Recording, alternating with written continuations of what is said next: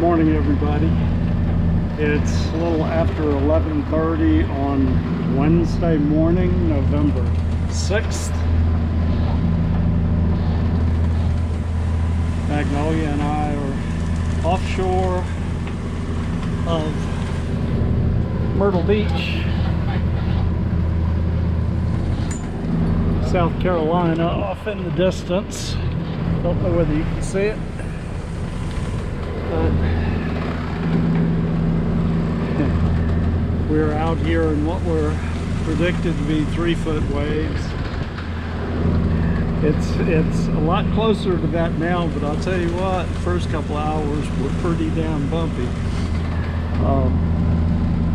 We came out Little River Inlet just about at high tide, and I knew I was gonna get beat up a little bit there, but it wasn't too bad. But once I made the turn and started catching these waves on the side, it really got rolling. We're on a overnight, roughly 20.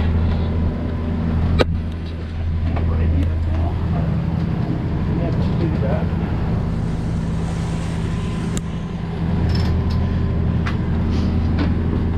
We're on an overnight 22-hour at 6 knot run to South Edisto, South Carolina, coming out of Little River Inlet and in at South Edisto, and probably back out South Edisto again and further south tomorrow or the day after.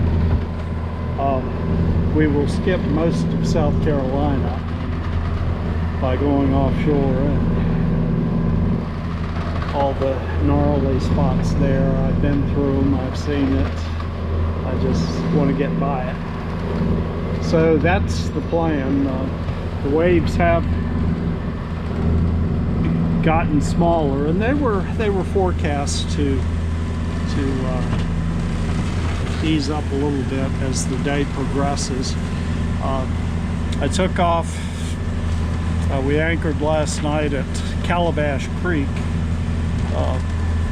just across from the inlet.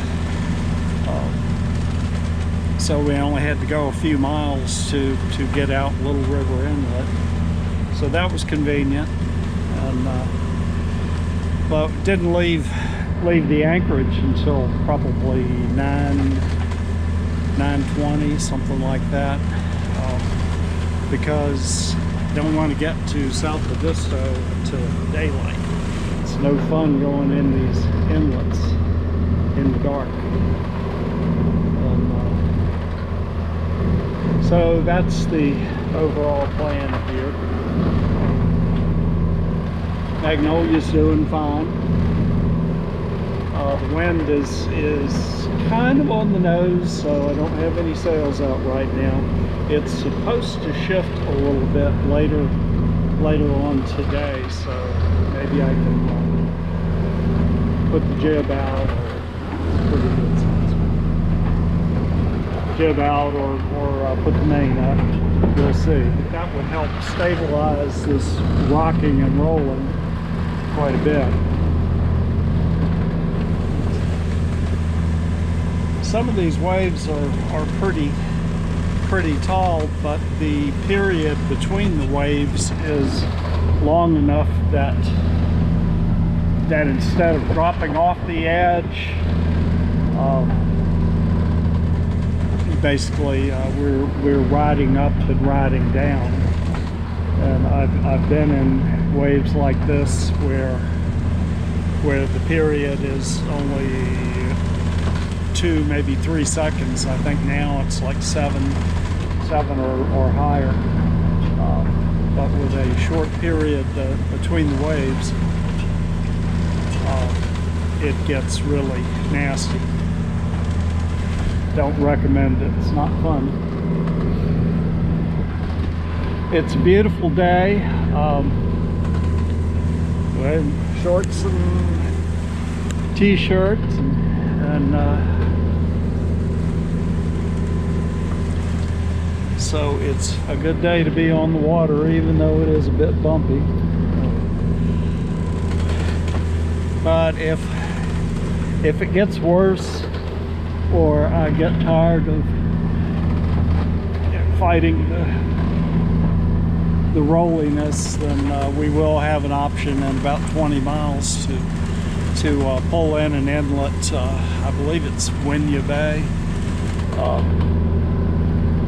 and there's an anchorage that I've used before that's got quite a bit of current, but it's not a bad anchorage right inside of that inlet, and so I can fall back and regroup if need be.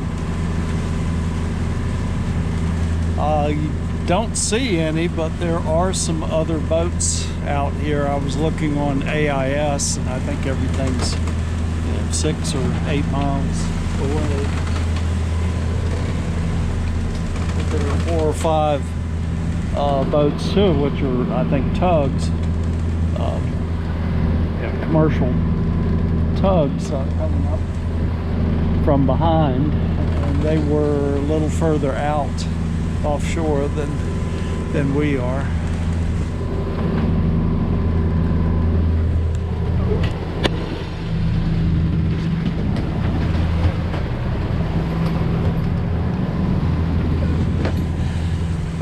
Don't know whether you can see Myrtle Beach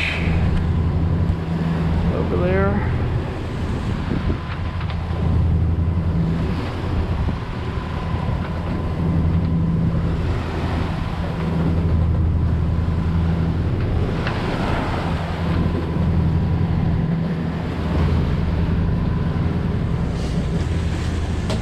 I know these videos don't do justice with how big some of these waves are, or how much the boat is rocking and rolling.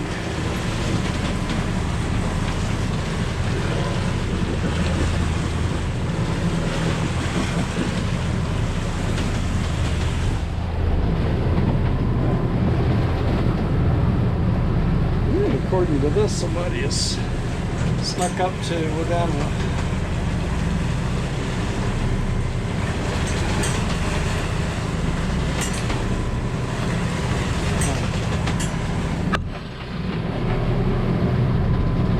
unanimous.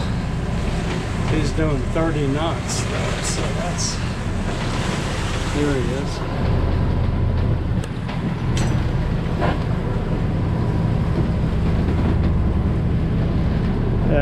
Sport fisherman.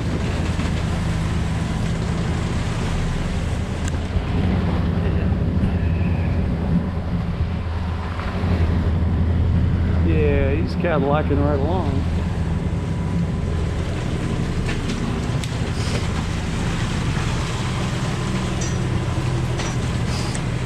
Here we are doing a measly, a little over 6 knots for the most part. Got the radar going. Y'all might notice that my chart plotter iPad here has gotten smaller. My iPad Pro that I had normally been using gave up the ghost a few days ago. The screen just started blacking out as I was going along. This is an iPad Air, was my first iPad, and I have used it to make this trip in the past, and I got the Pro because it had GPS built in and had a larger screen. But this one does fine, and it's, knock on wood, it's been rock solid and dependable, and even though it's got a few years on it now. And then this other one is just a 10th generation iPad, and it has, the 10th generation has the same processor that the iPad Air has, and so it's plenty fast to do anything that I need it to do. So, and this one I've normally been using just to read with Kindle Reader, and so now it's having to step up and pull double duty. And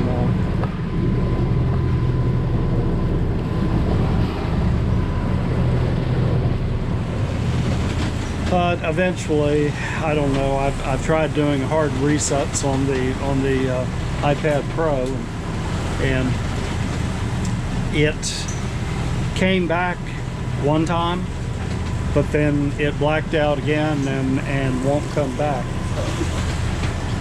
So there are some things that you can do to, you know, take it to factory defaults, and you know, maybe there's something on it program-wise that it doesn't like, or you know, one of the apps, Aquamap even, because it was running that and getting glitchy, and anyway, we'll see. If I can't get it fixed, then eventually I'll probably get another iPad Pro. Neither one of these have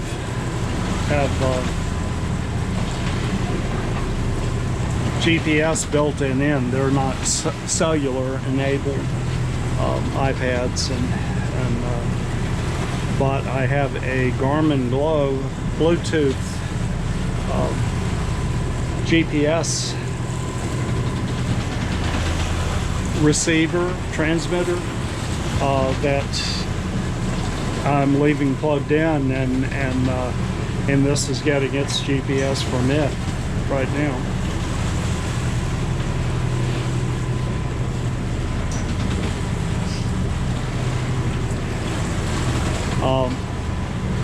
You can see the instrument data.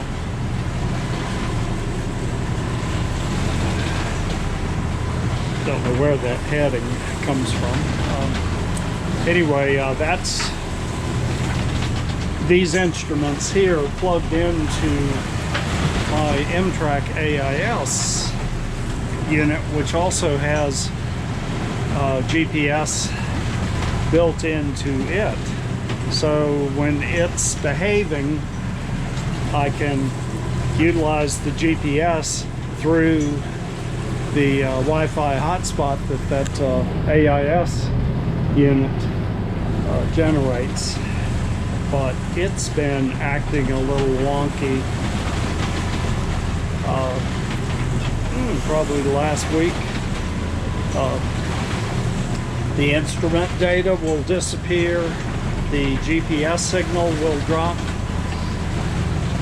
and so I'm just utilizing the GPS from the Garmin Glow Bluetooth GPS antenna now, and that works good. It doesn't drop out.